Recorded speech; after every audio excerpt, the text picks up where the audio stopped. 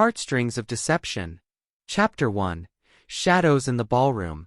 Ethan Marlow adjusted the cuffs of his tailored suit, the cool fabric pressing against his skin as he stepped out of the hired car. The Greaves mansion loomed ahead, an architectural marvel of stone and glass perched atop a hill overlooking the city. It was the kind of place that exuded wealth, power, and untouchability. But Ethan didn't believe in untouchable things. Everything, and everyone, had a weak spot. His job was to find it. The gravel crunched under his polished leather shoes as he approached the grand entrance. Soft classical music floated out into the crisp evening air, carried by the faint laughter of high society guests. A valet opened the heavy oak door, and Ethan stepped inside, his senses immediately assaulted by the opulence of the scene. Massive crystal chandeliers bathed the room in a warm golden light, casting a glow over elegantly dressed guests mingling with glasses of champagne in hand. The air smelled faintly of lilies and expensive perfume. Every detail of the space, from the marble floors to the intricately carved crown molding, screamed money.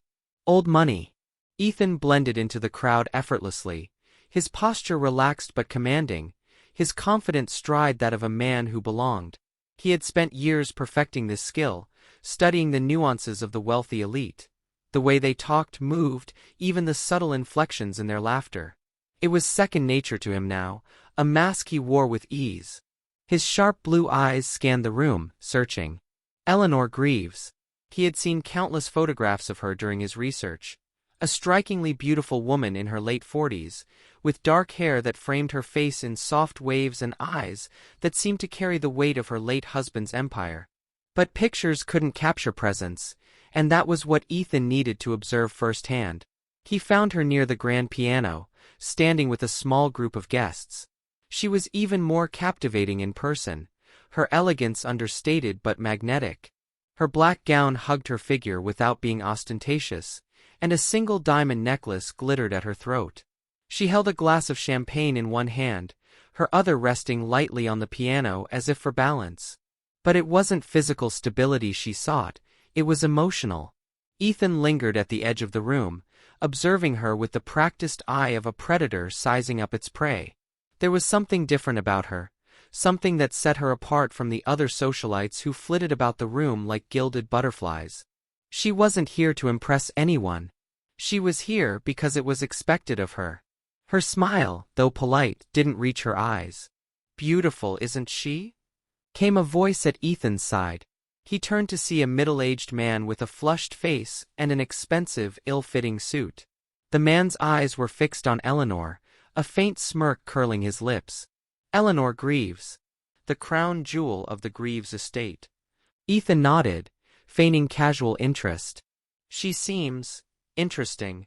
The man chuckled. "Interesting indeed. Poor thing's been through hell these past few years." Charles Greaves was a titan, a legend, but he left her a mountain of responsibility. "If you ask me, she's handling it rather well considering." "I take it you knew Charles?" Ethan asked, steering the conversation. "Knew him? Charles was a client of mine for years. Brilliant man. Ruthless, but brilliant." The man extended a hand. "Harold Grayson, financial consultant." "Ethan Marlow," Ethan replied, shaking his hand firmly. "A pleasure." "You new to the circuit, Marlow? Don't think I've seen you at these events before."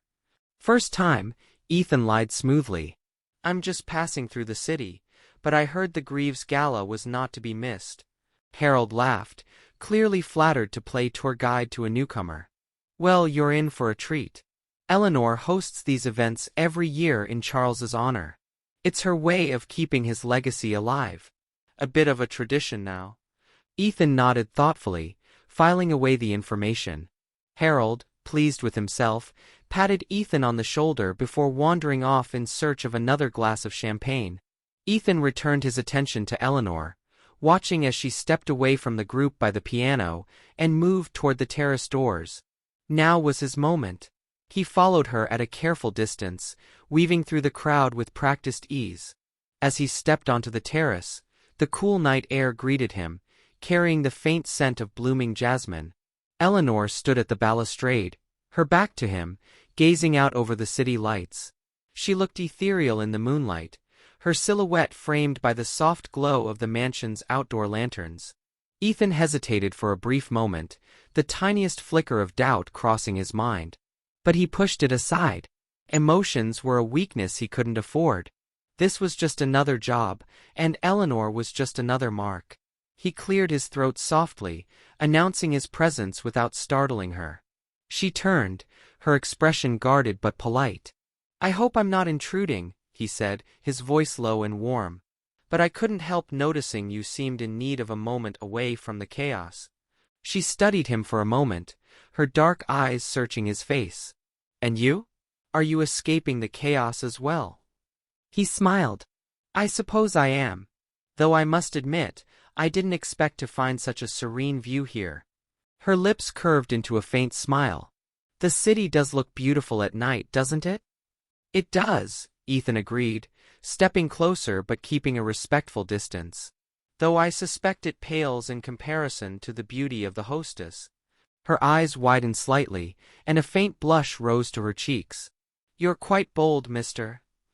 Marlow," he supplied. "Ethan Marlow.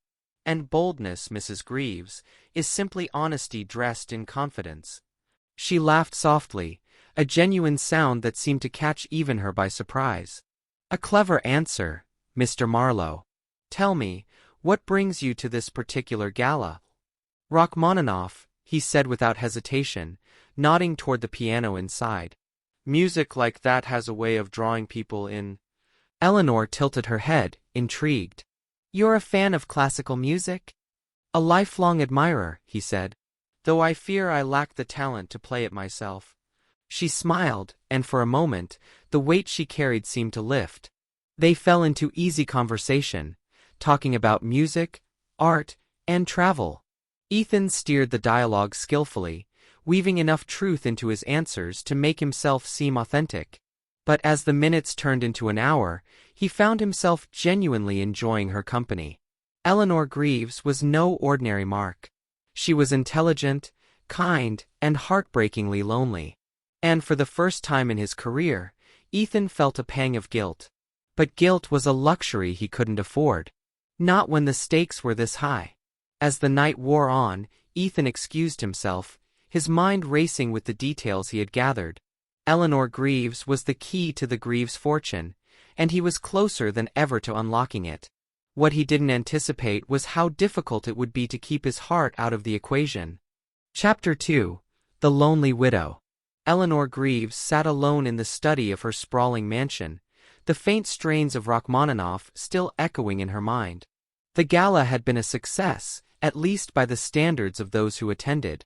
Polite smiles, endless small talk, and generous donations to the Greaves Foundation, all in memory of her late husband Charles. But now, with the house silent and the last guest long gone, the emptiness settled in once again. The study was Charles's domain. Dark mahogany shelves lined the walls, each one crammed with books on economics, history, and business. A heavy oak desk sat at the center, its surface meticulously organized, just as Charles had left it. Even 3 years after his passing, Eleanor couldn't bring herself to alter the space. She traced a finger along the edge of the desk, her thoughts drifting. Charles had been a force of nature, a man whose presence filled every room and whose ambition knew no bounds. Being his wife had meant living in his shadow, supporting his dreams while suppressing her own. And now, without him, she was adrift, a ship without a captain.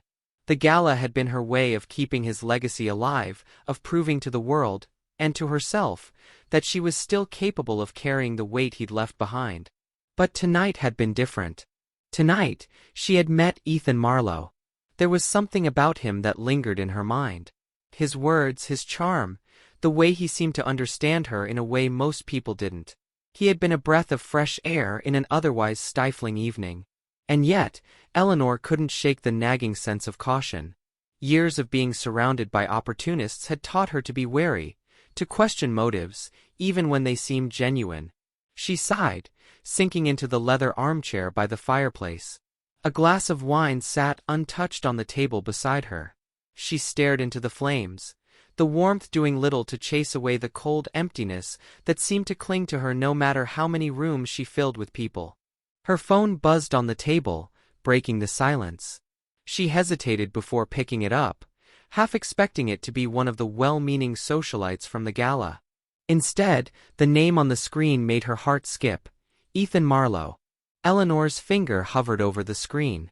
He had given her his number at the gala, a casual gesture that seemed harmless enough at the time. But now, as she stared at the message notification, she felt a flicker of something she hadn't felt in years.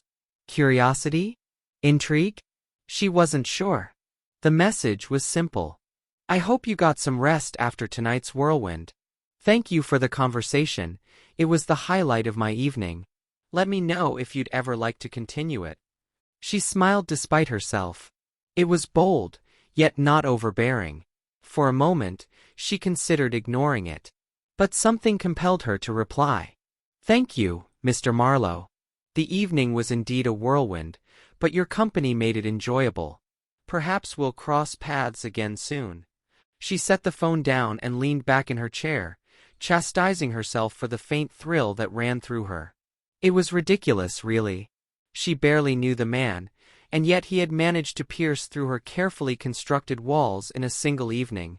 Across town, Ethan sat in a dimly lit motel room, his phone resting on the rickety nightstand.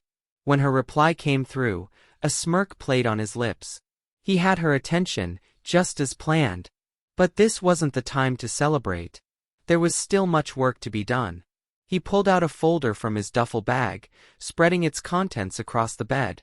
Photographs of Eleanor, newspaper clippings about the Greaves Foundation, and schematics of the mansion lay before him.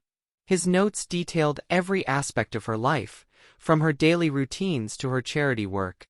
But the most important piece of the puzzle was still missing: the exact location of the Greaves fortune. Charles Greaves had been a genius when it came to safeguarding his assets. The bulk of his wealth wasn't tied up in public holdings or traceable accounts.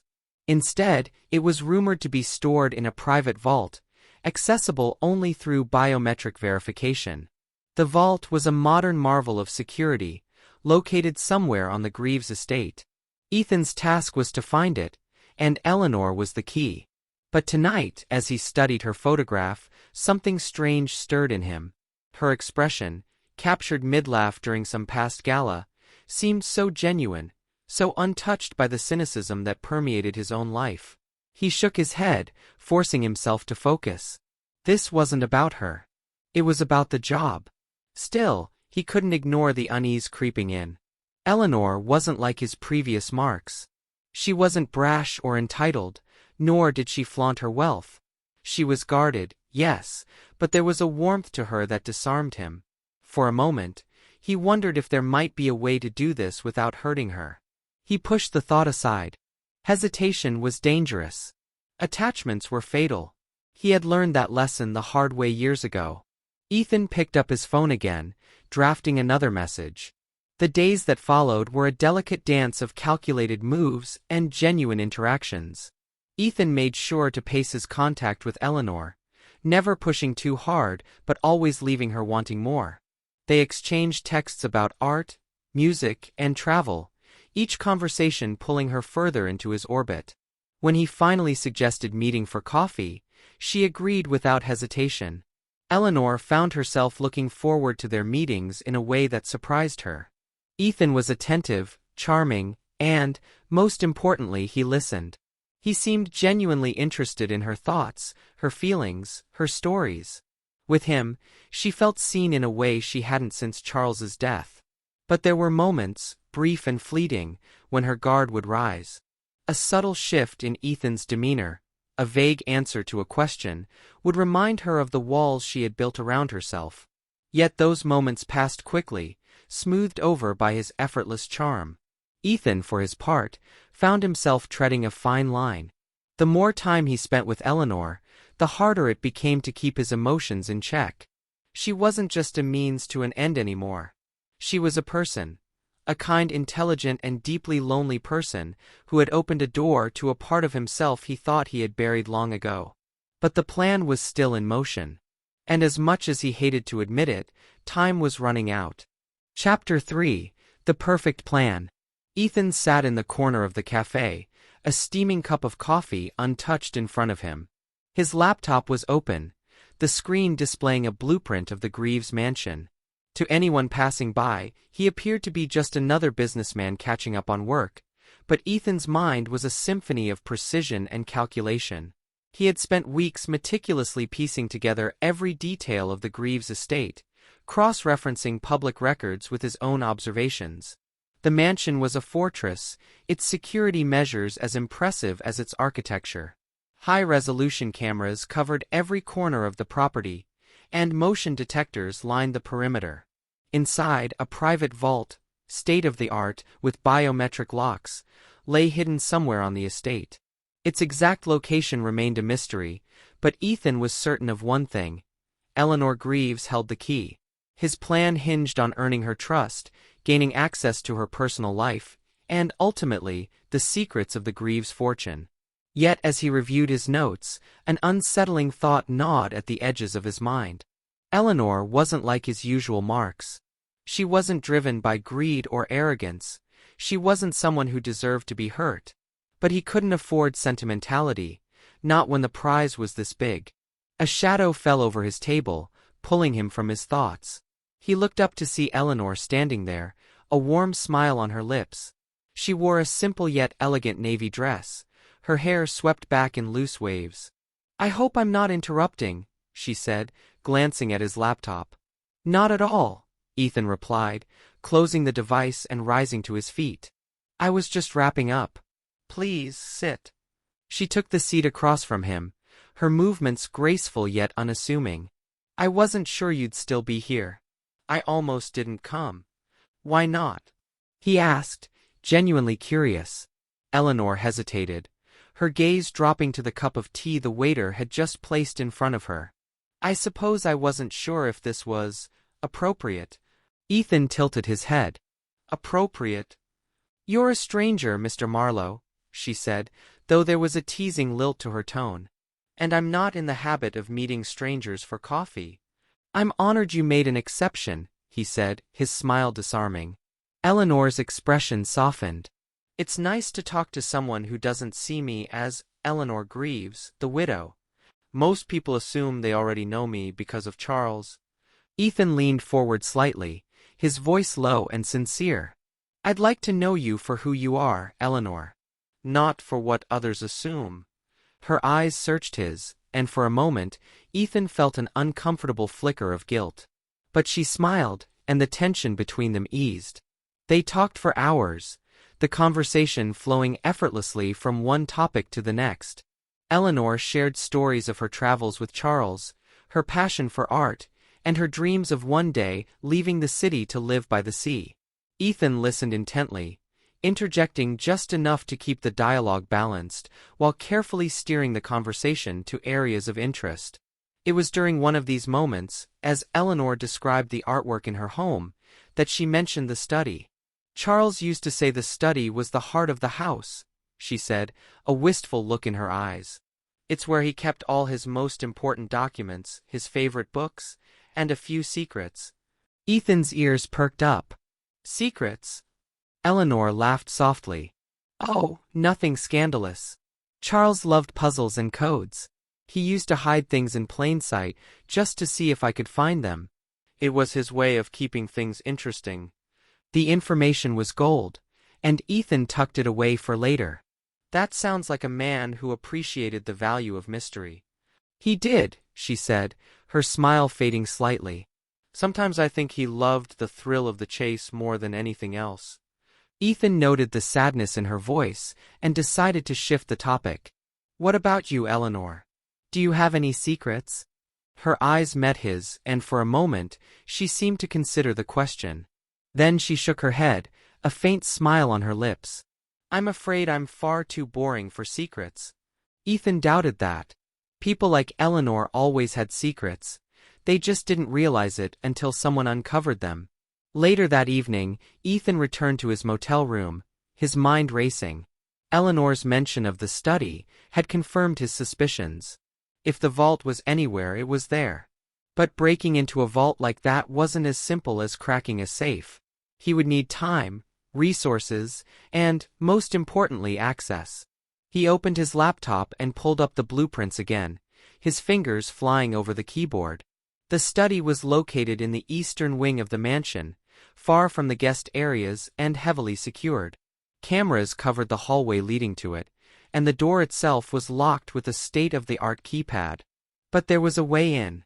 There was always a way in. Ethan leaned back in his chair, his mind working through the logistics. He would need Eleanor's trust to get that close, and while he was confident in his ability to charm her, he couldn't ignore the growing complication of his emotions. The more time he spent with her, the harder it became to see her as just another mark. Still, he reminded himself, this was what he did. He was Ethan Marlow, the man who could talk his way into any room and out of any situation. And Eleanor Greaves, no matter how kind or beautiful, was just another step on the path to his goal. The next day, Ethan called Eleanor and invited her to a small art gallery downtown. She hesitated at first but eventually agreed, her curiosity about him outweighing her caution. As they walked through the gallery, discussing the paintings and sculptures, Ethan took note of how relaxed she seemed. She laughed more easily now, her earlier reservations fading with each meeting. When they reached a particularly striking piece, a bronze sculpture of a woman holding a key, Ethan paused, his expression thoughtful. "It's fascinating, isn't it?" he said. "The way something as small as a key can represent so much." Eleanor tilted her head, studying the sculpture. "What do you mean?" "A key can mean security, power, even freedom," Ethan said. "But it can also mean secrecy. It depends on who holds it and what they intend to do with it." Eleanor's lips curved into a faint smile. "You're full of interesting insights, Mr. Marlow." "Just observations," he said lightly. "And please call me Ethan." "All right, Ethan," she said, her voice soft. "Perhaps you're right. Perhaps we all carry keys, in one form or another." Ethan felt a pang of something he couldn't quite name. He knew he was manipulating her, but in that moment, he wished he didn't have to. As the evening drew to a close, Eleanor surprised him by inviting him to dinner at the mansion. It was an unexpected move, but one that played perfectly into his plan. "I'd like to thank you," she said as they parted ways, "for reminding me what it feels like to enjoy someone's company."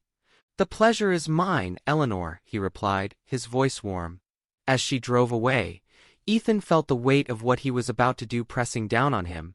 The plan was falling into place, but the cost was beginning to feel heavier than he had anticipated. Chapter 4: Fragile Connections. The scent of fresh roses and aged mahogany filled the air as Ethan Marlow stepped into Eleanor Greaves' mansion. It was his first time inside the house as her guest, and the grandeur was more overwhelming than he had imagined. Every inch of the home radiated wealth and refinement, from the intricate Persian rugs adorning the floors to the gleaming crystal chandeliers that bathed the space in warm, golden light. Eleanor greeted him in the foyer, her soft smile both welcoming and hesitant. She wore a deep green dress that accentuated her slender figure and contrasted beautifully with her dark hair. For a moment, Ethan found himself captivated, not by her wealth, but by the natural grace with which she carried herself. "I hope you're hungry," Eleanor said, leading him toward the dining room. "The chef insisted on preparing something special for tonight." "I'm sure it'll be excellent," Ethan replied, his voice smooth and confident. "Though the company might outshine the meal." Eleanor chuckled, her laugh light but genuine. "Flattery already, Ethan? We haven't even sat down yet." They entered the dining room, where a long oak table was set with fine china and silverware that gleamed under the chandelier. A small floral arrangement of white lilies and eucalyptus graced the center of the table, understated yet elegant, much like Eleanor herself. Ethan noted the subtle personal touches, the faint scent of lavender lingering in the air, the carefully chosen wine chilling nearby. She had prepared for this evening, and he couldn't deny the effort touched him. Dinner was a symphony of flavors, each course more exquisite than the last. They talked about art, travel, and music, their conversation flowing effortlessly. Eleanor's laughter came more easily now, her initial reservations melting away with each passing minute. Ethan listened attentively, inserting comments and questions at just the right moments to keep her engaged. But as the evening wore on, a new emotion began to creep into Ethan's mind: doubt. The more he learned about Eleanor, the harder it became to see her as just a mark. She wasn't the hardened, entitled socialite he had initially imagined. She was vulnerable, kind, and achingly human. And for the first time in years, Ethan began to question the morality of what he was doing. After dinner, Eleanor suggested a tour of the house. Ethan agreed, hiding his eagerness behind a mask of polite curiosity. This was the opportunity he had been waiting for, a chance to explore the mansion's layout and gather critical details for his plan. Eleanor led him through the grand hallways, pointing out family portraits and pieces of artwork that adorned the walls. Each room they entered was more lavish than the last, yet there was a warmth to the home that surprised Ethan. Despite its size and grandeur, it didn't feel cold or impersonal. They eventually reached the study, and Ethan's heart quickened. This was it, the room he had been waiting to see. Eleanor opened the heavy oak door and stepped inside, the dim light from the hallway casting long shadows across the space. "This was Charles's favorite room," she said, her voice tinged with nostalgia. "He spent more time here than anywhere else in the house." Ethan stepped inside, his eyes immediately scanning the room. It was a masterpiece of old-world charm and modern technology. Shelves lined with leather-bound books stretched from floor to ceiling, interrupted only by a massive fireplace on one wall. A sleek modern desk sat in the center, its surface clutter-free except for a single photo of Eleanor and Charles in happier times. "What an incredible space," Ethan said, moving closer to the desk. "It feels like the heart of the house." "It was," Eleanor replied, stepping up beside him. Charles was meticulous about keeping everything in order. "Even now, I can't bring myself to change anything." Ethan's eyes lingered on a painting hanging behind the desk. It was a large abstract piece, its swirling colors almost hypnotic. Something about it seemed out of place in the otherwise traditional room. He made a mental note to investigate it further when the opportunity arose. Eleanor turned to him, her expression thoughtful. "You're the first person I've shown this room to since Charles passed." "It's strange, but it feels right." Ethan forced a smile, guilt clawing at the edges of his mind. "Thank you for sharing it with me." It's clear how much this space meant to him, and to you. They lingered in the study for a few more minutes, the conversation turning to Charles's love of puzzles and codes. Eleanor mentioned his habit of hiding things in plain sight, and Ethan stored the information away, knowing it could be the key to unlocking the secrets of the room. Later that night, as Ethan lay in his motel bed, he replayed the evening in his mind. The study was everything he had hoped it would be: private, secure, and full of potential leads. But it was Eleanor's words that haunted him the most. "You're the first person I've shown this room to." The trust she had placed in him felt heavier than he had anticipated. For years, Ethan had prided himself on his ability to manipulate people, to make them believe in him without ever truly giving them anything in return. But with Eleanor it was different. She wasn't just another mark. She was a person who had opened a door to him, both literally and figuratively. Ethan stared at the ceiling, the weight of his conflicting emotions pressing down on him. He had come to the Greaves mansion with a clear goal: to find the vault, access its contents, and disappear. But now he wasn't so sure. Could he really betray Eleanor after everything she had shared with him? Or was he already too far down the path to turn back? The next morning, Ethan began working on the next phase of his plan. He spent hours researching biometric vaults, studying their weaknesses and potential vulnerabilities. He also reviewed the notes he had taken during his visit to the mansion, focusing on the layout of the study and the security measures he had observed. But even as he worked, Eleanor lingered in the back of his mind. Her laughter, her smile, the way she had opened up to him, it all felt too real, too genuine. For the first time in his career, Ethan found himself questioning his ability to separate his emotions from the job. He picked up his phone and stared at the screen, debating whether to call her. Before he could overthink it, he dialed her number. She answered after the second ring, her voice warm and familiar. "Ethan," she said. "This is a pleasant surprise." "I was thinking about last night," he said, his voice steady despite the turmoil inside him. "And I realized I didn't thank you properly for the tour, or the dinner." "You're welcome," Eleanor replied, a hint of amusement in her tone. "But you don't have to thank me. I enjoyed your company." Ethan hesitated, then said, "I'd like to see you again if you're free." There was a pause on the other end of the line, and for a moment, Ethan wondered if he had pushed too far. But then Eleanor said, "I'd like that too." As he hung up, Ethan felt a strange mixture of relief and dread. The plan was moving forward, but so were his feelings for Eleanor. And he couldn't shake the sense that he was walking a fine line, one that could shatter at any moment. Chapter 5: An Unexpected Spark. Eleanor adjusted the hem of her cream sweater, standing in front of the large bay window in her sitting room. The morning light filtered through the glass, casting soft shadows across the room.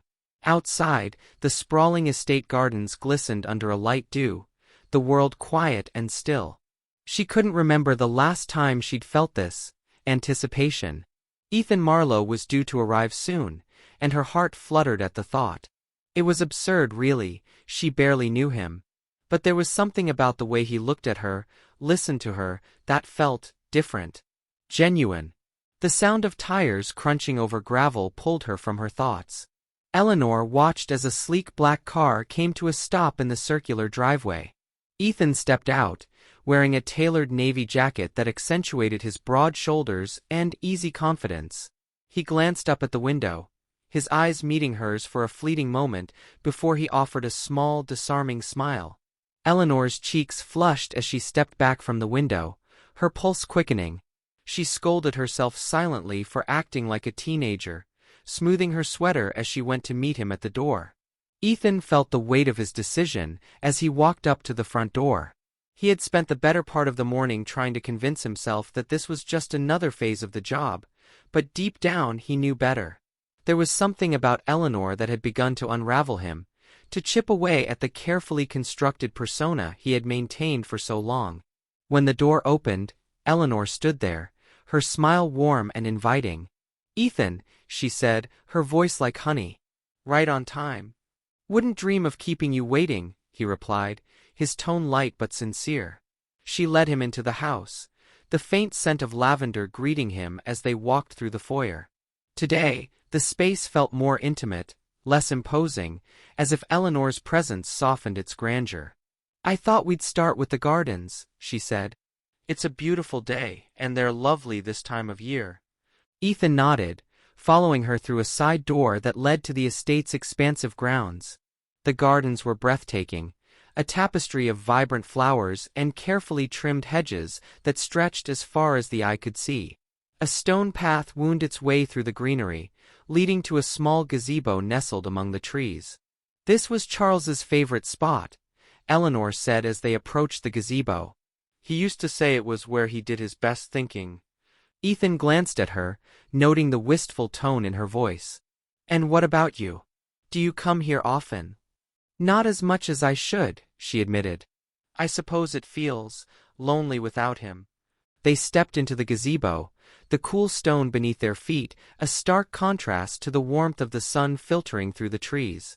Eleanor leaned against one of the columns, her gaze distant.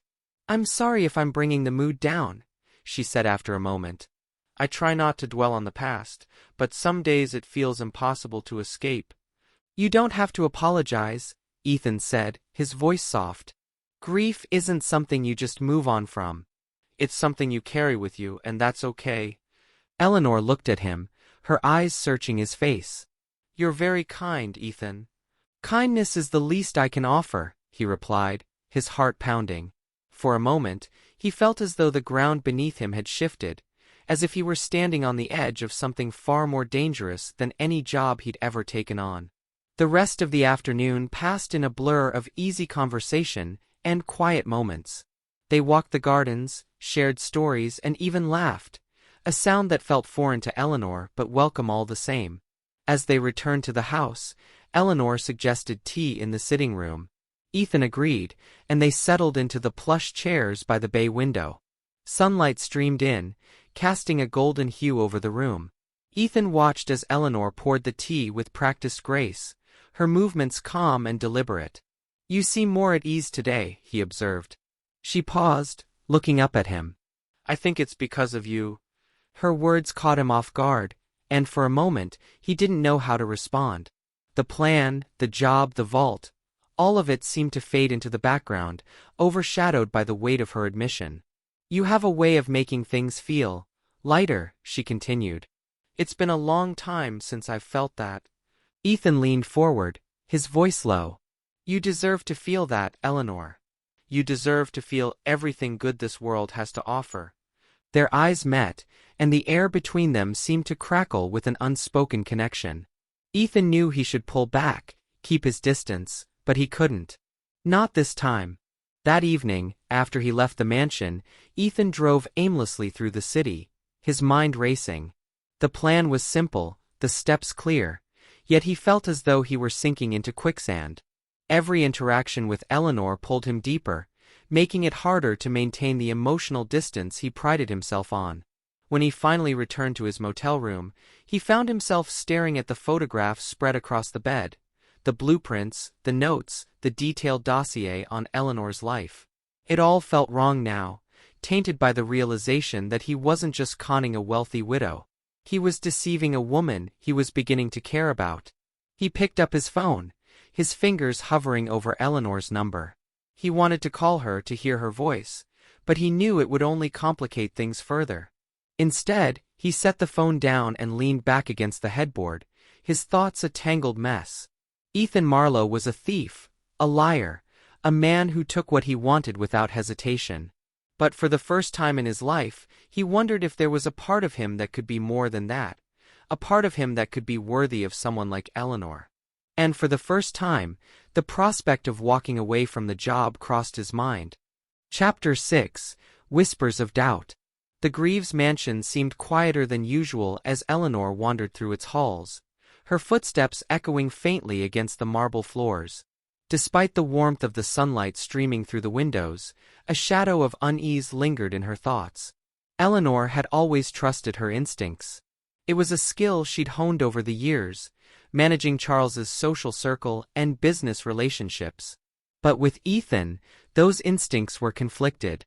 He seemed kind, attentive and genuine, a rarity in her world. Yet, there was a nagging feeling she couldn't quite place, a faint whisper of doubt that made her wonder if she was letting her guard down too easily. Her thoughts were interrupted by the sound of heels clicking on the floor behind her. She turned to see Claire Whitmore, her closest friend and confidant, approaching with a curious smile. Claire was a statuesque woman with a sharp wit and a knack for reading people, a trait Eleanor had come to value. "You look preoccupied," Claire said, slipping her sunglasses into her handbag. "Care to share?" Eleanor hesitated, then gestured toward the sitting room. "Join me for tea? I could use a second opinion." "Always happy to oblige," Claire replied, her tone light but her gaze probing. Once they were seated in the sitting room, Eleanor poured the tea, her hands steady despite the swirl of emotions inside her. Claire leaned back in her chair, watching her friend with a mix of curiosity and concern. "This isn't about the foundation, is it?" Claire asked, breaking the silence. "No," Eleanor admitted. "It's about someone I've been spending time with." Claire raised an eyebrow. "Spending time with? That's not like you, Eleanor." "Who is he?" "His name is Ethan Marlow," Eleanor said, keeping her tone measured. "We met at the gala. He's different. He listens, he understands." "It's been refreshing, to say the least." Claire studied her friend for a moment before speaking. "And yet, you seem unsure." Eleanor sighed, setting her cup down. "I don't know Claire. He's been nothing but kind, but there's something I can't quite put my finger on." "Maybe it's just me being overly cautious." "Or maybe it's your instincts telling you something's off," Claire said bluntly. "You've been through a lot, Eleanor." It's natural to crave connection, but you have to be careful. People aren't always what they seem. Eleanor frowned, her fingers tightening around the handle of her teacup. I want to believe he's genuine, but I can't ignore the possibility that he's not. Claire leaned forward, her expression serious. Then don't ignore it. Trust your gut, but do your due diligence. Find out more about him before you get too close. Eleanor nodded slowly, grateful for Claire's candor. You're right. I'll take it slow. Meanwhile, Ethan sat in the cafe where he and Eleanor had first met, a steaming cup of coffee in front of him. His laptop lay open on the table, displaying a map of the Greaves estate and a list of security protocols he'd managed to piece together. But his mind wasn't on the plan. It was on Eleanor. He had spent the morning replaying their time together in the gardens, the way her laughter had felt so natural, so unforced. It was a stark contrast to the calculated interactions he usually had with his marks. With Eleanor, it felt real. And that terrified him. His phone buzzed on the table, pulling him from his thoughts. He picked it up to see a message from his associate Victor, a man who had been with him on more than a few jobs in the past. Any updates? We need to move soon. Ethan scowled, his jaw tightening. Victor had been pressuring him for weeks to wrap up the job, but things weren't that simple anymore. He typed out a curt reply. I'm working on it. Don't contact me again until I say so. He set the phone down, running a hand through his hair. The pressure was mounting, and the walls were closing in. He needed to refocus, to remind himself why he was here. The fortune in the vault wasn't just a prize, it was a necessity. It would set him up for life, allow him to leave this dangerous game behind for good. But at what cost? A few days later, Eleanor invited Ethan to join her at an art gallery opening in the city. It was a public event, and she thought the neutral setting might help her gain some clarity about her feelings toward him. Claire's words still echoed in her mind, and she resolved to observe Ethan more closely, to look for any signs that her doubts were justified. Ethan, on the other hand, saw the outing as an opportunity to solidify Eleanor's trust. He knew she was cautious, and he couldn't afford to slip up now. He arrived at the gallery early, ensuring everything about his appearance and demeanor projected confidence and sincerity. When Eleanor arrived, she looked radiant in a navy dress, her hair swept back in loose waves. Ethan greeted her with a warm smile, his heart skipping a beat despite himself. You look stunning, he said, offering his arm. She smiled, though there was a flicker of hesitation in her eyes. Thank you, Ethan. Shall we? As they wandered through the gallery, admiring the exhibits, their conversation flowed easily. But Eleanor couldn't help noticing small things about Ethan that gave her pause. His answers to questions about his past were vague, and he seemed to deflect personal inquiries with practiced ease. Do you travel often? She asked as they paused in front of a vivid landscape painting. Here and there, Ethan replied smoothly. I've always preferred staying on the move. Keeps life interesting. Eleanor nodded, her expression thoughtful. And what brought you to this city? Ethan hesitated for the briefest of moments before replying, a fresh start. The answer was plausible enough, but the way he said it felt rehearsed. Eleanor filed the observation away, determined to dig deeper when the time was right. Later that evening, as they sat in a quiet corner of the gallery cafe, Eleanor decided to test him further. She leaned forward, her gaze steady. Ethan, why do you spend so much time with me? What is it you're looking for? Ethan met her eyes, his pulse quickening. This was the moment he had been dreading, the moment where one wrong word could unravel everything. He forced himself to relax, to focus on the truth buried within the lie. I spend time with you because I enjoy your company, he said, his voice sincere. You're intelligent, kind, and honest. That's rare to find. Eleanor studied him for a long moment, her expression unreadable. Finally, she smiled, though it didn't quite reach her eyes. I'm glad you think so. But as the evening wore on, Eleanor couldn't shake the feeling that Ethan was hiding something. And for the first time, she began to wonder if the man she was growing to trust might not be who he claimed to be. Chapter 7: The Turning Point. Ethan adjusted the cuff of his jacket as he sat in the driver's seat of his car, parked a short distance from the Greaves mansion. The night air was heavy, and the faint rustle of leaves seemed to underscore the tension thrumming in his veins. He had been here before, poised on the brink of a critical decision, weighing risk against reward. But this time felt different. This time, hesitation clawed at him. His conversations with Eleanor over the past few days replayed in his mind. Her laughter, her vulnerability, the moments when her guard dropped just enough for him to glimpse the raw, unvarnished person beneath. Ethan had always been good at compartmentalizing, at separating his emotions from his work. But with Eleanor, the lines had begun to blur. And yet, he couldn't forget why he was here. He reached for the folder on the passenger seat, flipping it open to reveal the schematics of the mansion, the study, and a detailed diagram of the security system. He had spent weeks gathering every piece of information he could find, but there were still gaps that only Eleanor could fill. Ethan's phone buzzed, jolting him from his thoughts. The screen lit up with a message from Victor. "Time's up. Make your move or we're pulling out."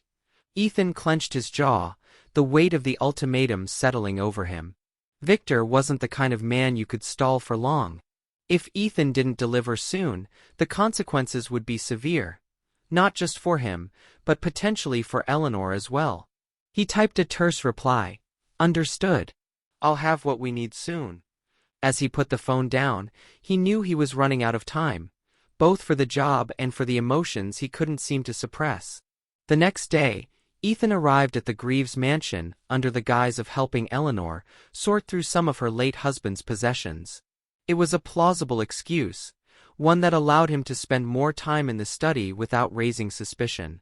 Eleanor greeted him at the door, her smile warm but tinged with something he couldn't quite identify. "Thank you for coming," she said, stepping aside to let him in. "I've been meaning to tackle this for months, but it's difficult." "I understand," Ethan replied, his voice gentle. "Take your time. We'll go at your pace." She led him to the study, where several boxes of documents and memorabilia were stacked near the desk. Ethan immediately noticed the painting above the desk, the abstract piece with its swirling colors. It had caught his attention during his first visit, and now as he studied it more closely, he felt certain it concealed something important. As Eleanor began sorting through the boxes, Ethan moved to the desk, pretending to admire the painting. "This piece is striking," he said, glancing over his shoulder at her. "Was it Charles's?" "Yes," Eleanor replied, not looking up from the papers in her hands. He was very particular about his art collection. That piece was one of his favorites. He said it held the key to his most valuable treasures. Ethan's pulse quickened. "What do you think he meant by that?" Eleanor paused, a faint smile playing on her lips. Charles had a flair for the dramatic. He loved puzzles, codes, riddles. "I always thought he was joking when he said things like that." Ethan filed the information away, his mind racing. If the painting held the key to the vault, it was likely some kind of hidden mechanism or clue. But he couldn't risk drawing attention to it, not yet. As the afternoon wore on, Eleanor began to open up about Charles in a way she hadn't before. She talked about their early days together, the challenges they faced, and the way his ambition had often overshadowed their personal lives. "He was brilliant," she said, her voice soft. "But he could be intimidating. Everything had to be perfect, his work, his home, even me." Ethan looked at her, surprised by the vulnerability in her tone. "That must have been difficult." "It was," she admitted. "But I loved him. And I knew he loved me in his own way." There was a silence between them, heavy with unspoken emotions. Ethan wanted to reach out to comfort her, but he knew he couldn't afford to let his feelings cloud his judgment. He had a job to do, and time was running out. Later that evening, after Eleanor had retired to her room, Ethan found himself alone in the study. The house was quiet, the only sound the faint ticking of a grandfather clock in the hallway. He stood in front of the painting, his fingers brushing against the frame. There had to be something here. A hidden latch, a code, a clue, something that would lead him to the vault. He pressed his ear to the painting, tapping lightly against the surface. The sound was hollow in one spot near the center. His heart raced as he carefully examined the area, his fingers searching for a mechanism. Finally, he found it, a small, nearly invisible button hidden in the swirling pattern of the paint. He pressed it, and the painting slid aside to reveal a recessed compartment in the wall. Inside was a keypad, sleek and modern, its surface glowing faintly in the dim light. Ethan's breath caught. This was it. The entrance to the vault. But as he stared at the keypad, a cold realization settled over him. He needed Eleanor's biometric data, her fingerprint or eye scan, to open it. The vault was designed to be impenetrable to anyone but her. He stepped back, his mind spinning. He was closer than ever, but the final piece of the puzzle eluded him. And the only way to obtain it was to betray Eleanor in a way he wasn't sure he could justify. The next morning, Ethan found Eleanor in the garden, tending to a patch of roses. She looked up as he approached, her smile bright despite the shadows in her eyes. "Good morning," she said. "I hope you slept well." "I did," he replied, though the truth was far from it. He had spent the night wrestling with his conscience, torn between the job and the woman who had begun to mean more to him than he cared to admit. As they walked through the garden, Eleanor spoke of her plans for the estate, her voice filled with a quiet determination. She wanted to use Charles's legacy to create something meaningful, something that would outlive both of them. Ethan listened, his guilt growing with every word. He had always been a man of purpose, but for the first time, he questioned whether the purpose he had chosen was worth the cost. By the time they returned to the house, Ethan knew he was at a crossroads. The vault was within his reach, but so was a connection he hadn't expected, and didn't know how to handle. Chapter 8. A Glimpse of Truth. Ethan stared at the painting in the study, his mind caught in an unrelenting storm of thoughts. The hidden keypad, concealed behind the swirling abstraction, taunted him with its silent promise of untold riches. It was the closest he'd ever been to achieving his goal, yet the hardest step he'd ever had to take. The memory of Eleanor's laughter, her quiet moments of vulnerability, and the way she had begun to trust him filled the room, threatening to drown out his resolve. This was supposed to be simple. Get close, find the vault, get out. But now, everything was complicated. He pressed his palm flat against the cold wall beside the painting, closing his eyes. He could almost hear Eleanor's voice in the distance, carried on the soft echoes of the house. She was in the garden again, tending to her roses, a ritual that seemed to bring her peace. But for Ethan, there was no peace. Only a growing sense of guilt. He pushed away from the wall, determined to refocus. If he was going to see this through, he needed to stay on task. Yet as he moved toward the desk, something caught his attention. A small photograph tucked into the corner of the bookshelf. Ethan picked it up, his fingers brushing over the worn edges of the frame.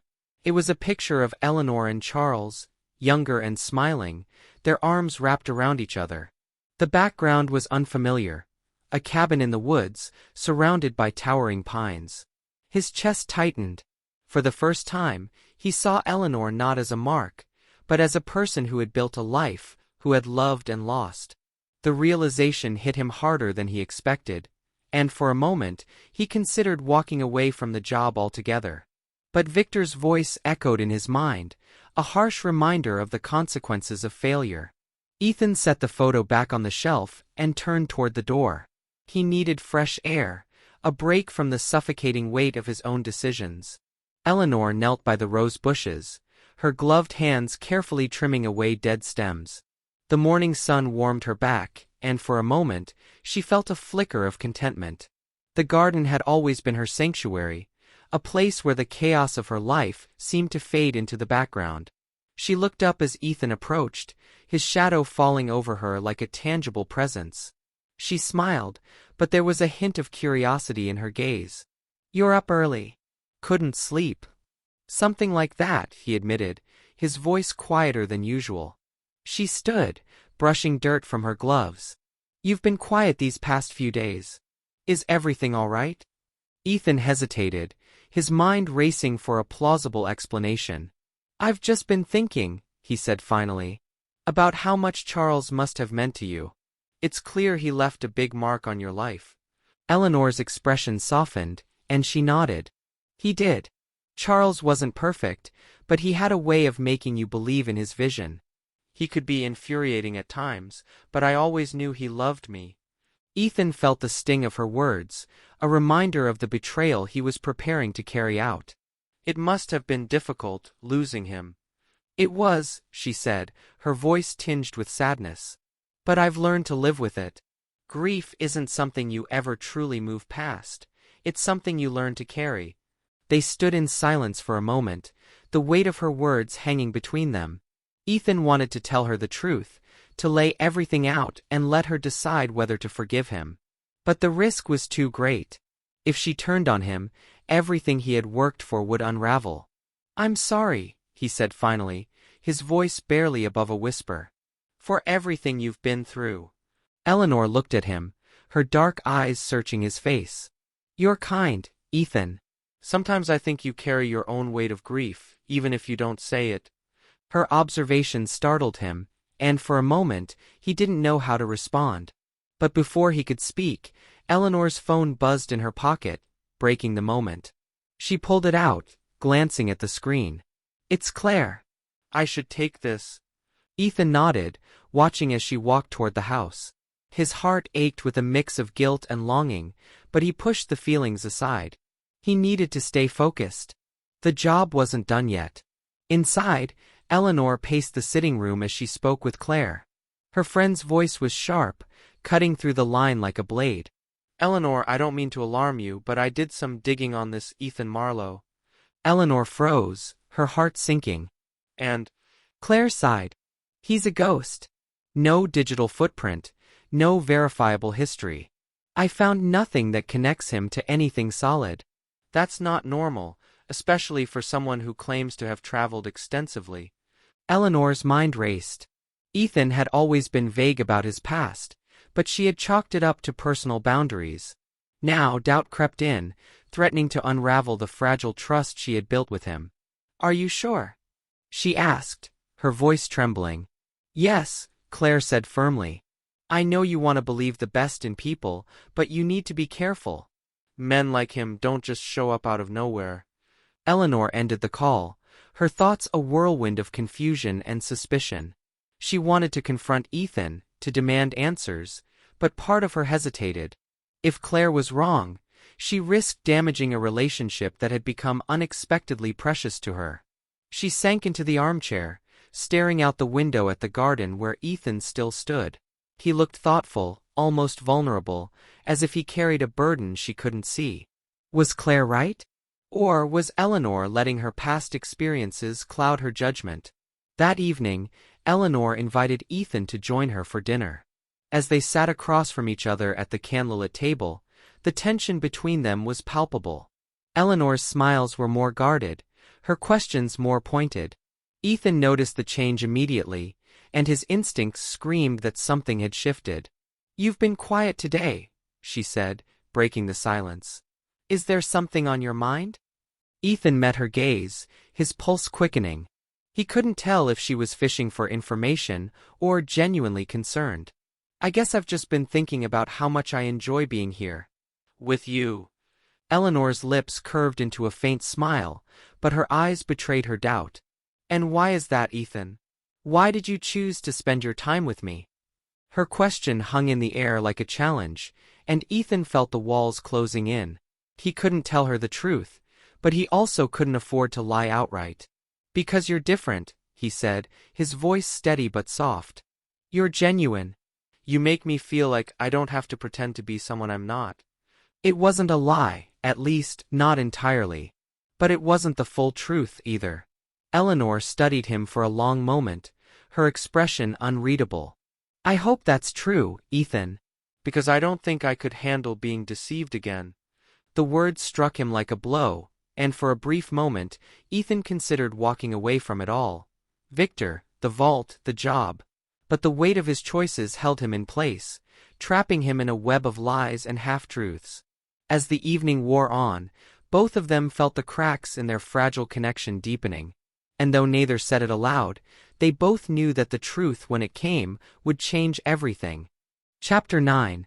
Love or Lies.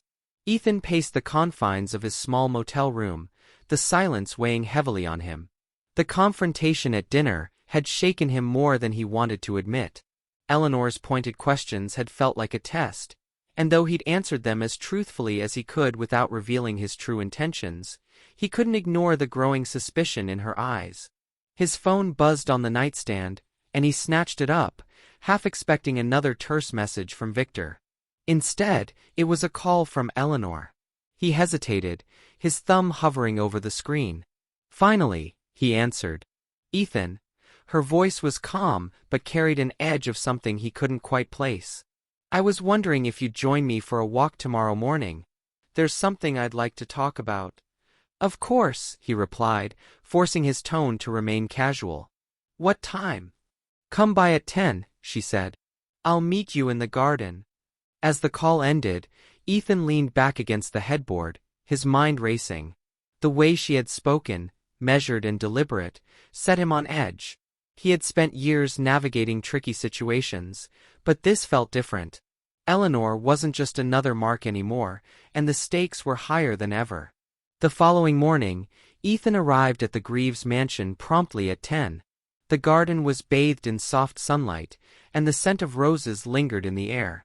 Eleanor was waiting for him near the gazebo, her posture relaxed but her expression unreadable. Good morning, she said as he approached. Morning, he replied, offering a faint smile. They began walking along the gravel path that wound through the garden, the only sound the crunch of their footsteps and the chirping of birds in the distance. Eleanor seemed lost in thought, her gaze distant. Ethan, she began after a moment, her voice quiet. I've been thinking a lot about you. His heart skipped a beat, but he kept his expression neutral. I hope that's a good thing. She glanced at him, her dark eyes piercing. It is. But it's also complicated. They stopped near a stone bench, and Eleanor gestured for him to sit. As they settled, she turned to face him, her expression serious. You've been a wonderful presence in my life these past few weeks, she said. But I have to ask, what is it you want from me? Ethan felt the weight of her question like a stone in his chest. He had anticipated this moment, but now that it was here, he found himself unprepared. The lies he had crafted so carefully felt hollow in the face of her honesty. I want to be here for you, he said, his voice steady but low. I want to be someone you can trust. Eleanor's eyes narrowed slightly, and for a moment, Ethan thought she might push further. But instead, she sighed, her shoulders relaxing slightly. I want to believe that, she said. But trust is hard for me. It's something I've had to rebuild after losing Charles and dealing with people who didn't have my best interests at heart. Ethan swallowed hard, the guilt pressing against his ribs like a vice. I understand. And I don't take your trust lightly. Eleanor studied him for a long moment, then reached out and placed a hand over his. Her touch was warm, grounding, and it sent a wave of conflicting emotions coursing through him. Ethan, she said softly, I need to know that you're being honest with me. Completely. The words hit him like a blow, and for a brief moment, he considered telling her everything. The lies, the vault, Victor, all of it. But the risk was too great. If she turned on him now, everything would unravel. I am, he said finally, forcing himself to meet her gaze. I promise you, Eleanor. I'm here for you. She nodded slowly, as if weighing his words. I want to believe that. I really do. That evening, Eleanor sat alone in the study, the photograph of her and Charles resting in her lap. Her conversation with Ethan had left her feeling both comforted and uneasy. He had said all the right things, but there was a part of her that still hesitated to trust him fully. She glanced at the painting above the desk, its swirling patterns almost hypnotic. Charles had always been cryptic about his secrets, often teasing her with riddles and puzzles. As she studied the painting, a thought struck her. Could Ethan's arrival be connected to those secrets? Eleanor shook her head, dismissing the idea. Ethan wasn't like the opportunists who had tried to exploit her after Charles's death. He was different. Kind, attentive, genuine. Wasn't he? Her phone buzzed, pulling her from her thoughts. It was a message from Claire. Have you found anything yet? Don't wait too long, Eleanor. Trust your instincts. Eleanor set the phone down, her unease growing. Claire's words echoed in her mind, fueling her doubts. She resolved to keep a closer eye on Ethan, to look for any signs that might confirm or dispel her suspicions. Meanwhile, Ethan was back in his motel room, his hands gripping the edges of the desk as he stared at the blueprint of the Greaves mansion. The keypad behind the painting haunted him, a constant reminder of how close he was, and how far. He couldn't open the vault without Eleanor's biometric data, and the only way to obtain it was to betray her completely. His phone buzzed with another message from Victor. You're cutting it too close. Finish the job or I will. Ethan clenched his jaw, his frustration mounting. Victor's threats were empty posturing for now, but if he didn't act soon, they could become very real. And Victor wouldn't hesitate to use Eleanor as leverage if it came to that. Ethan sank into the chair, burying his face in his hands.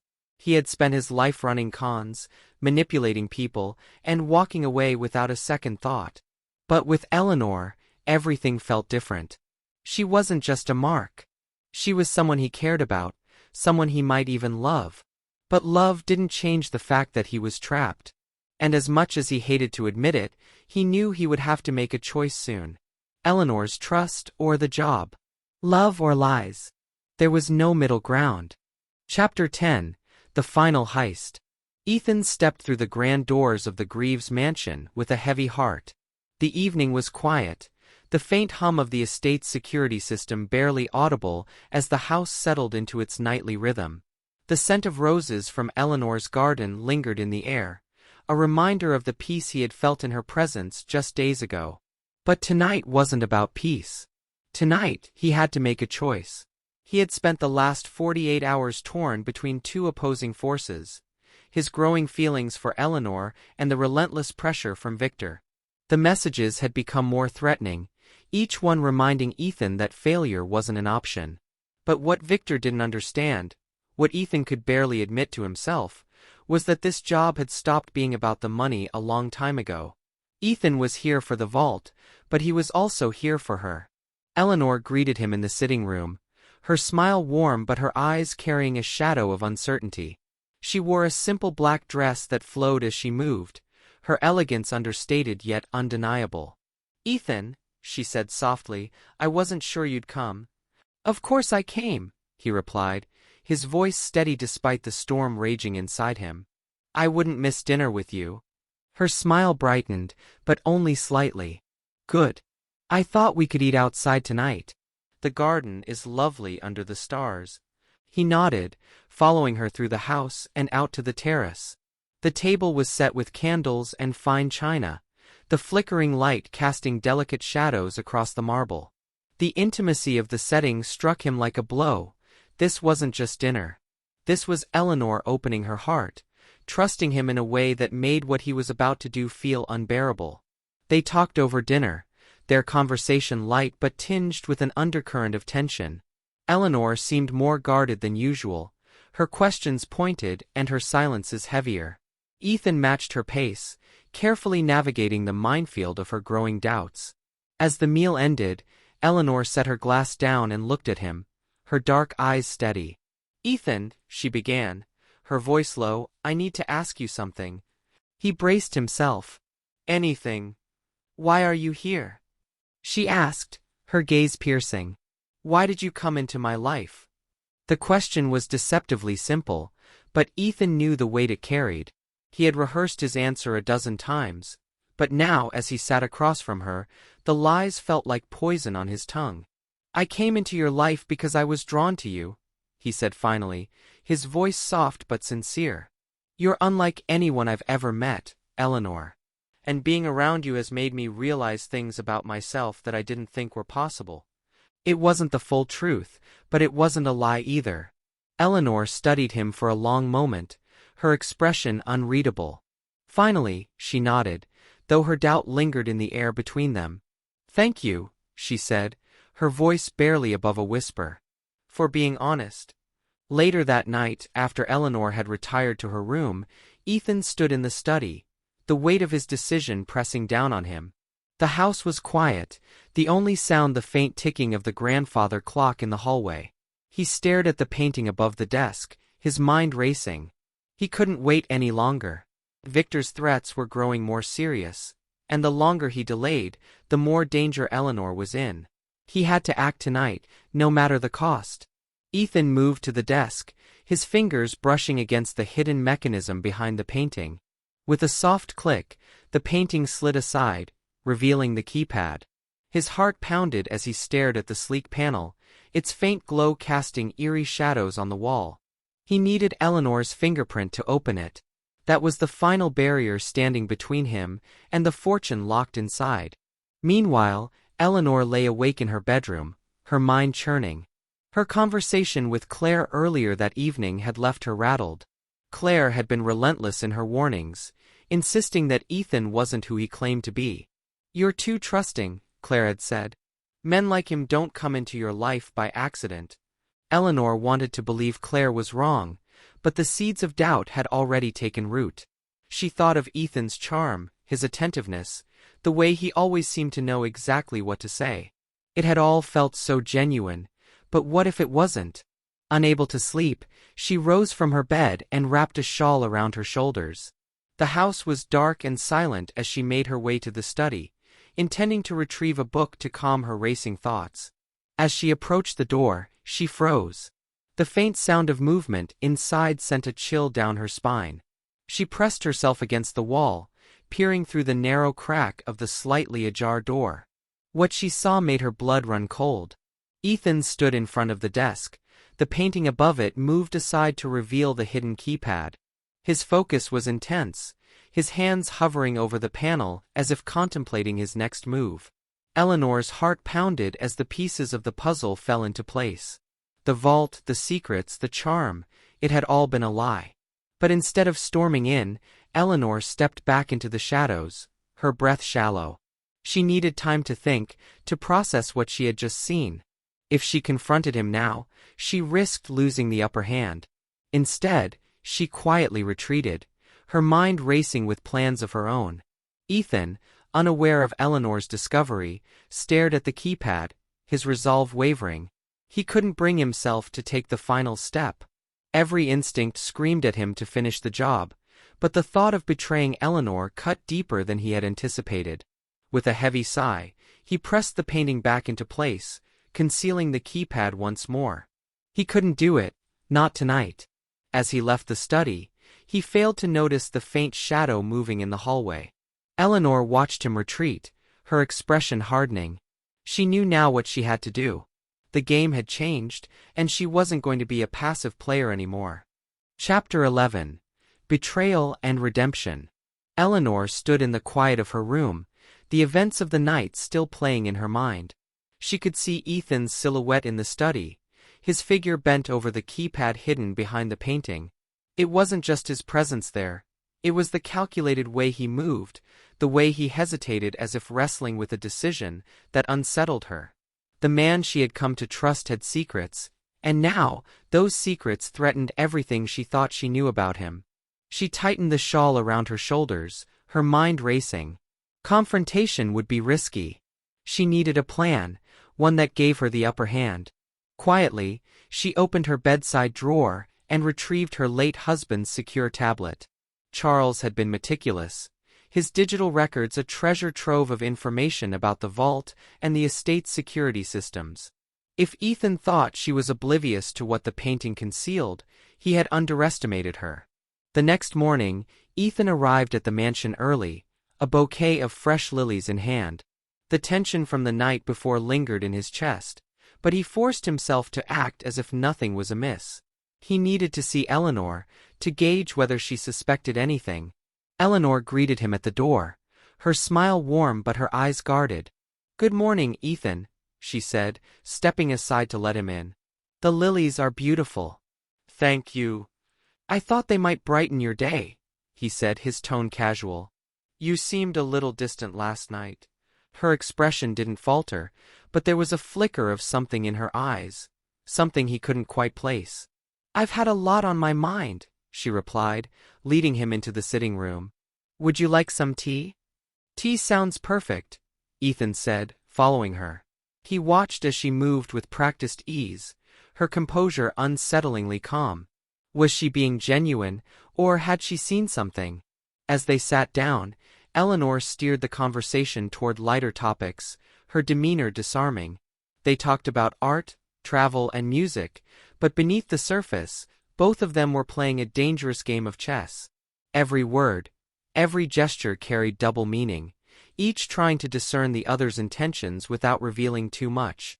Finally, Eleanor set her cup down and looked at him, her gaze steady. Ethan, can I ask you something? Of course, he said, his heart skipping a beat. What are you really looking for? She asked, her tone calm but pointed. You've been so kind, so attentive, but I can't help feeling there's something you're not telling me. Ethan hesitated, the weight of his lies pressing down on him.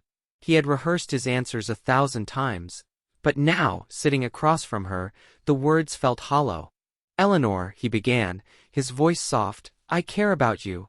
I didn't expect to, but I do.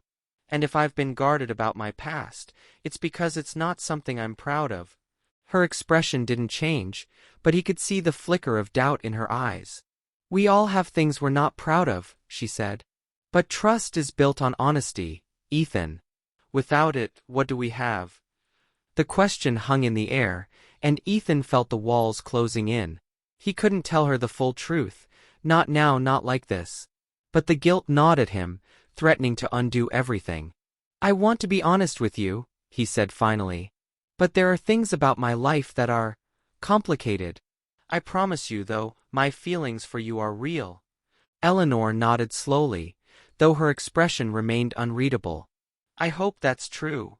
That evening, as Ethan left the mansion, Eleanor moved to the study. She stood before the painting, her fingers tracing the swirling patterns as her thoughts swirled in kind. She pressed the hidden mechanism, revealing the keypad once more. The faint glow of the panel illuminated her face, her reflection fractured in the sleek surface. Her fingers hovered over the keypad as she entered her code, the biometric scanner lighting up. A soft click followed, and the wall slid aside to reveal the vault, a sleek, imposing structure that held more than just money. It held answers. Eleanor stepped inside, her heart pounding. She scanned the shelves, her gaze settling on a small box labeled with her late husband's handwriting. Opening it, she found a detailed ledger, a map of accounts, and a single note. If you're reading this, Eleanor, it means I'm gone. Protect what I've left behind. Not everyone who enters your life will have good intentions. The words sent a chill down her spine. She clutched the note tightly, her resolve hardening. Charles had warned her, and now, she was facing the reality of his words. But she wasn't the passive widow she had been when he died. This time, she would protect herself. The next day, Eleanor invited Ethan to the mansion for dinner. She had spent the morning meticulously planning every detail, ensuring she controlled the narrative. As they sat across from each other at the candlelit table, her demeanor was calm but deliberate. I've been thinking about what you said yesterday, she began, her voice steady. About honesty. Ethan's pulse quickened, but he kept his expression neutral. And I think it's time we stop keeping secrets from each other, she said, her gaze locking onto his. Don't you? He felt the trap closing in, but he couldn't show it. I agree, he said. What do you want to know? Eleanor leaned forward slightly, her eyes sharp. Who are you, Ethan? Really? The question struck like a blow, and for a moment, he couldn't find the words. He could feel her suspicion, her determination, and he knew that whatever he said next could change everything. I'm someone who's made mistakes, he said finally, his voice quiet. But meeting you has made me want to be better. I didn't come here with pure intentions, Eleanor, and for that I'm sorry. But I swear to you my feelings for you are real. Eleanor studied him, her expression unreadable. And the vault? She asked, her voice cold. Ethan froze. The air between them seemed to crackle with tension, the weight of her words crushing him. Don't lie to me, Ethan, she interrupted, her voice sharp. I saw you last night. The truth was out, and there was no escape. Ethan felt his carefully constructed world collapsing around him. Eleanor, he said, his voice pleading, I never wanted to hurt you. She stood, her chair scraping against the floor. But you did, she said, her voice trembling. You lied to me, manipulated me, all for what? Money. It's not just about the money, he said, rising to his feet. It started that way, but it's not anymore. I care about you, Eleanor. More than I've ever cared about anyone. Her expression softened for a moment, but the pain in her eyes remained. I trusted you, Ethan, she said. And you betrayed me. I can make this right, he said desperately. Just let me prove it to you. Eleanor shook her head, tears glistening in her eyes. I don't know if you can. The silence that followed was deafening, and Ethan knew that no matter what happened next, their fragile connection had been shattered. He had played the game too long, and now he was losing the one thing he hadn't realized he truly wanted. Her. Chapter 12. Heartstrings of Deception. Eleanor sat alone in the study, the walls around her echoing with the heavy silence of the night. The painting hung over the desk once more, its swirling patterns mocking her as she stared at it. The events of the evening played over and over in her mind. Ethan's confession, his plea for forgiveness, and the raw pain in his voice when she told him she didn't know if she could ever trust him again. She wanted to believe him. Part of her even wanted to forgive him. But the betrayal cut too deep, and the wounds were still too fresh. For so long, she had built walls around herself, refusing to let anyone in. Ethan had broken through those walls with his charm and his sincerity, only for her to discover it had all been a lie. Or had it? Eleanor stood and walked to the window, looking out at the dark expanse of her estate. Somewhere out there, Ethan was grappling with his own choices. She didn't know whether he would run or stay, but she knew one thing for certain. She had to confront the truth, no matter how much it hurt. Ethan sat in his car at the edge of the estate, his hands gripping the steering wheel so tightly his knuckles turned white. He had no idea what to do. The job was ruined. There was no recovering from what had happened tonight. And more than that, he had ruined the only real connection he had felt in years. Victor's voice echoed in his mind, a constant reminder of the danger he was in. He had promised results, and now he had nothing to show for it. If he left now, Victor would come after him, and likely after Eleanor as well. He couldn't let that happen. With a deep breath, Ethan started the car and drove back toward the mansion. He didn't have a plan, but he knew he couldn't leave things the way they were. He owed Eleanor more than an apology. He owed her the truth. Eleanor was in the sitting room when she heard the faint sound of tires on the gravel drive. She rose, her heart pounding as she moved toward the window. The sight of Ethan's car pulling up filled her with a mix of relief and dread. She had half expected him to disappear, to take the easy way out.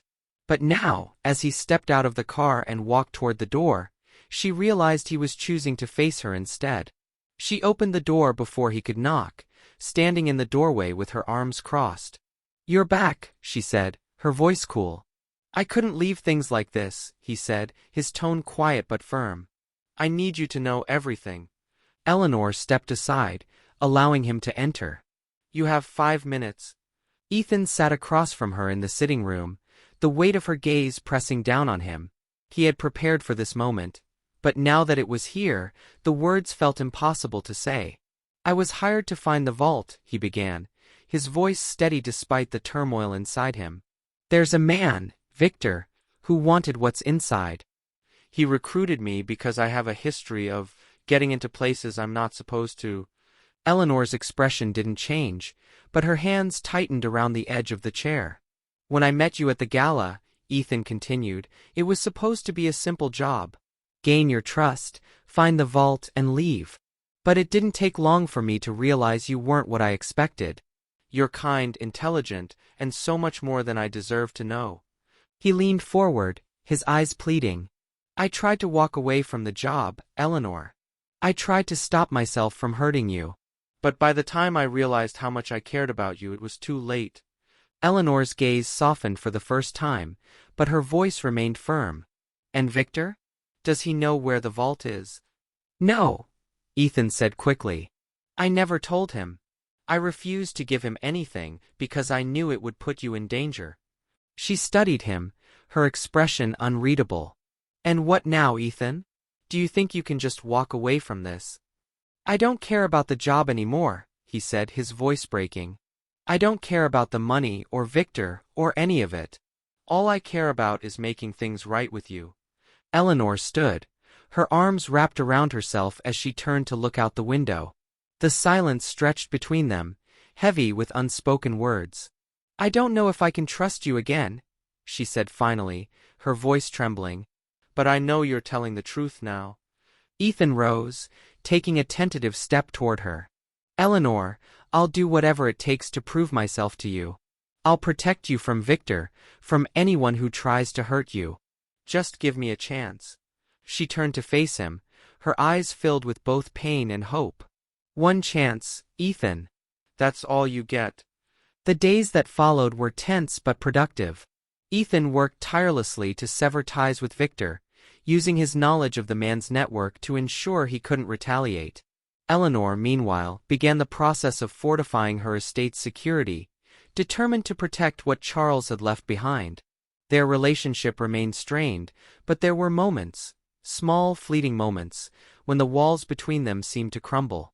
A shared laugh, a lingering glance, the brush of a hand against a shoulder.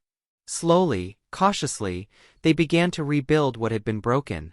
Months later, Ethan stood in the garden, watching as Eleanor tended to her roses. The sun was setting, casting a warm glow over the estate. He had made mistakes, more than he could count, but somehow she had found it in her heart to forgive him. Eleanor looked up, meeting his gaze. Are you coming to help, or are you just going to stand there? Ethan smiled, stepping forward. I think I've done enough standing around for one lifetime. As he knelt beside her, their hands brushing over the soil, he realized that this was what redemption felt like. Not a grand gesture or a dramatic confession, but the quiet, steady work of earning someone's trust again. And for the first time in years, Ethan felt like he belonged.